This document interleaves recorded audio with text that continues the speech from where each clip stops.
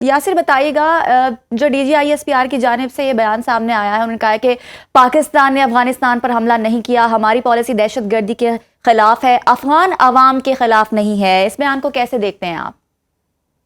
ابتدائی طور پہ اگر آپ دیکھیں تو استنبول اور جو قطر کے اندر ملاقاتیں ہوئی تھیں اس میں افغانستان کو 3 آپشن دیے گئے تھے. پہلا آپشن تو یہ تھا کہ یا آپ خود ان کے خلاف کارروائی کر لیں، دوسرا آپشن یہ تھا کہ ہمیں کارروائی کی اجازت دے دیں، تیسرا آپشن یہ تھا کہ مل کے ان کے خلاف کارروائی کر لیتے ہیں. لیکن افغانستان کی حکومت جو ہے یہ مختلف دھڑوں میں بٹی ہوئی ہے. اگر آپ دیکھیں تو مقامی سطح کے اوپر انہوں نے اپنے کمانڈرز کو اختیار دیے ہوئے ہیں، وہ کمانڈرز جو جنگجو تھے، جن کا سیاست سے کوئی ان کی وابستگی نہیں ہے، تو اس لیے وہاں پہ ایک بہت بڑا خلا پایا جاتا ہے ان کے خلاف کارروائی کرنے کے حوالے سے. تو اسی وجہ سے افغانستان کو یہ معلوم ہے کہ وہ پاکستان کے یہ جو مطالبات ہیں ان کے اوپر عمل درآمد نہیں کر سکتا، تو اس نے دوسری منڈی کا چناؤ کیا ہے، جس میں وہ بھارت کی طرف رجوع اس نے کیا، اور بھارت نے اسے چابہار کا ایک خواب دکھایا ہے کہ چابہار کے راستے آپ کی منڈی جو ہے یہ سینٹرل ایشیا تک جائے گی. اس نامے میں اگر ہم یہ دیکھیں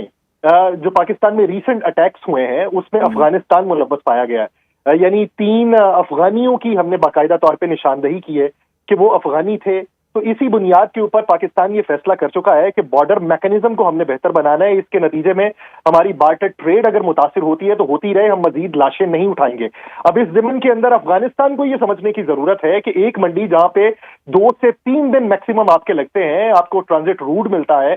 کے لیے آسانی ہے، آپ کو کم پیسہ خرچ کرنا پڑتا ہے، اور آپ کے جو پھل ہیں جن کی شیلف لائف بہت کم ہوتی ہے وہ پاکستان میں آسانی سے بھجوائے جا سکتے ہیں، وہ اس کو چھوڑ کے وہ 4 سے 6 دن منیمم والے آپشن کے اوپر جا رہا ہے، جو وقتی طور پہ ان کو ریلیف ملے گا،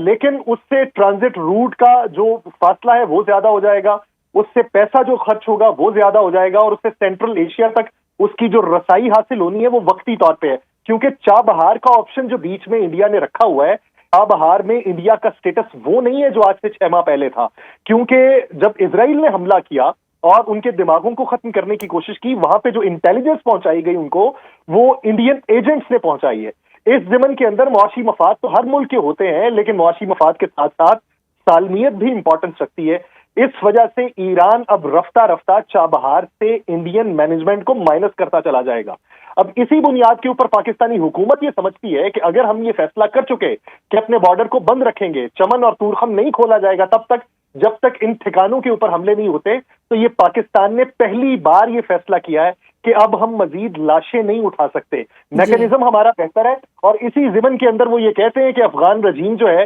وہ خود کارروائی کرے ان لوگوں کے خلاف جن کو انہوں نے اپنا پپٹس بنایا، جن کو اپنے پاس رکھا، ان کی سہولت کاری کی، ان کے اوپر انویسٹ کیا. اسی وجہ سے پاکستان نے اپنا موقف بین الاقوامی سطح کے اوپر رکھنا شروع کر دیا ہے، اور کہیں نہ کہیں اس کی شنوائی ضرور ہو رہی ہے. اب اس میں عالمی طاقتیں کیوں نہیں کود رہی، یہ ایک اہم سوال ہے. کیونکہ افغانستان کی جیو پولیٹیکل اگر آپ حیثیت دیکھیں تو بین الاقوامی سطح کے اوپر ان کو اپنی مقبولیت چاہیے اور قبولیت بھی چاہیے، اور اس تناظر میں ان کے جو ابھی فیصلے ہو رہے ہیں وہ ان کے لیے سودمند ثابت نہیں ہوں گے. وہ ایسے بلاک کا حصہ بننا چاہ رہے ہیں جو عالمی سطح کے اوپر ہزیمت کا پہلے ہی سامنا کر رہا ہے. تو رفتہ رفتہ افغان حکومت کو یہ سمجھ آئے گی جب ان کے ہزاروں ٹرکس جو جہاں پہ پھنسے ہوئے ہیں، کراچی پورٹ کے اوپر پھنسے ہوئے ہیں، جو وہاں پہ افغانستان میں نہیں جا سکتے، ان کی منڈیاں جو 70,000 کرتی ہیں پاکستانی منڈیوں کے اوپر، ان کو جب باقاعدہ طور پہ نقصان ہونے لگے گا، اور دوسرے آپشن وہ جو اویل کرنا چاہ رہے ہیں کہ ان کو وہ کہہ رہے ہیں کہ ہم آپ کے لیے ٹیکس فری زون کرتے ہیں، آپ آئیں، آپ سرمایہ کاری کریں، بھارت کو وہ دعوت دے کے آئے ان کے وزیر تجارت، لیکن جب وہ وہاں پہ واپس آئیں گے وہ منڈیوں کی بحالی نہیں ہو پائے گی،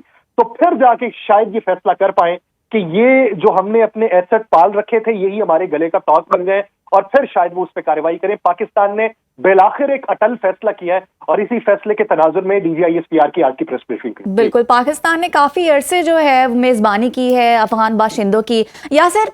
کورٹ مارشل کے معاملے پر قیاس عیاریوں سے جو ہے وہ گریز کیا جائے، اس کانٹیکٹ کو کس کانٹیکس میں دیکھتے ہیں آپ؟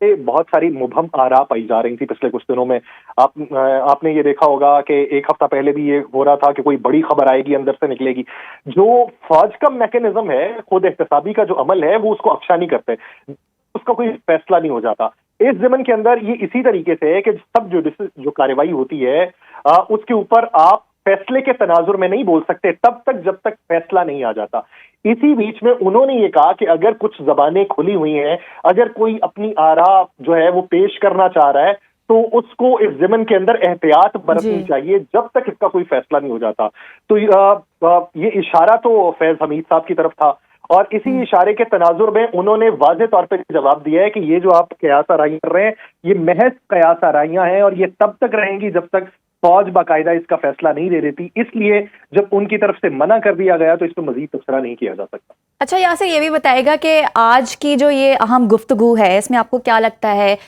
کون سا اہم پیغام دیا گیا ہے DGISPR کی جانب سے؟ لب لباب کیا ہے آج کی اس تمام تر گفتگو کا؟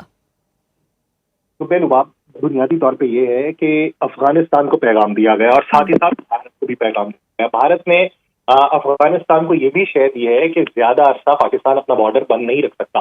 اور یہ معاشی نقصان ان کو ہے زیادہ، آپ کو کم ہے. آپ کے لیے متبادل آپشنز جو وہاں سے ملتے تھے وہ ہم آپ کو فراہم کریں گے، فریٹ چارجز آپ کے کم کر دیں گے، آپ کو جتنی بھی سہولت کاری چاہیے وہ ہم دیں گے. بارڈر فینسنگ کے طور کے اوپر یہ ان کی ذمہ داری ہے کہ وہ بارڈر کی حفاظت کریں. وہاں پہ باقاعدہ طور پہ انویسٹمنٹ کی جا رہی ہے، وہ ڈالرز کی صورت میں بھی کی جا رہی ہے.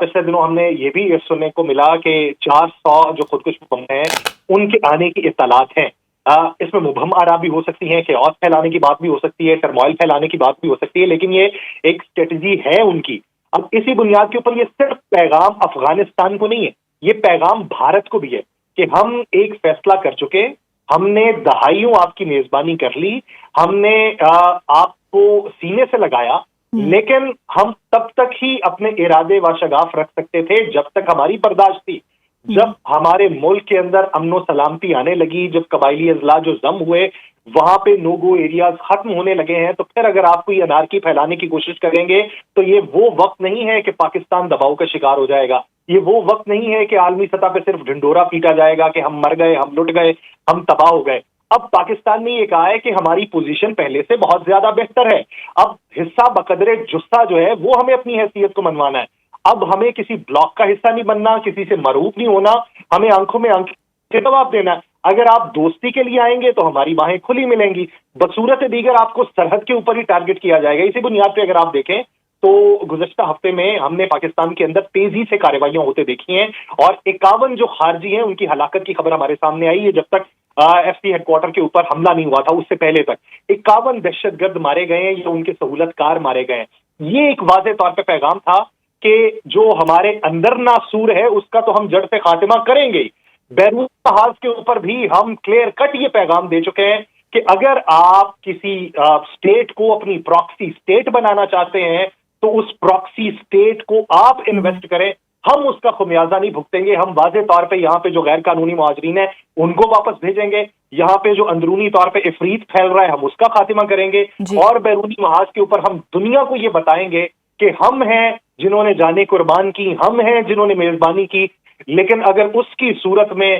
پھر زور سمجھا جائے گا، پھر ہماری جڑوں کو کھوکھلا کرنے کی کوشش کی جائے گی، تو پھر ہمارا جواب اب ماضی جیسا نہیں ہوگا، اب دور تبدیل ہو رہا ہے.